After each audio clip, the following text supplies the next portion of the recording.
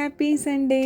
Sundays പതിവ് പോലെ ഞാൻ നല്ല റിലാക്സ്ഡ് ആണ്. പിന്നെ ചേച്ചിയും പിള്ളേരൊക്കെ വീട്ടിൽ വന്നോണ്ട് ഡബിൾ ഹാപ്പിയാണ് കേട്ടോ.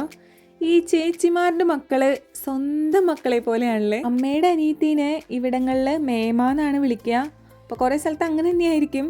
അപ്പം മേമമാരെ ഇവർക്കും ജീവനാണ് കേട്ടോ. അങ്ങനെ രാവിലെ തന്നെ അവൻ്റെ അടുത്ത് കുട്ടി കുട്ടി സ്നേഹപ്രകടനങ്ങളും വിശേഷം പറച്ചിലൊക്കെ കഴിഞ്ഞിട്ട് ഇന്ന് ഞങ്ങളുടെ വാഴക്കൊല വെട്ടാൻ പോവാണ് കേട്ടോ. എനിക്ക് പറഞ്ഞാൽ ഈ വാഴ നടുന്നതൊക്കെ നമ്മൾ യൂട്യൂബിൽ കാണിച്ചിട്ടുണ്ടായിരുന്നു. അന്ന് മുതലേ ഞാനിങ്ങനെ വീഡിയോസൊക്കെ ചെയ്യുന്നതുകൊണ്ട് തന്നെ എല്ലാം ക്യാപ്ചർ ചെയ്തിട്ടുണ്ട്.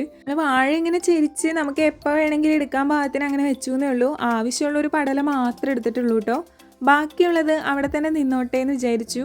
പിന്നെ കിളികളുടെ കണ്ണ് എവിടെയായാലും എത്തും, എന്നാലും ചെറുതായിട്ടൊക്കെ ഒന്ന് ഒളിപ്പിച്ച് വെച്ചിട്ടുണ്ട്.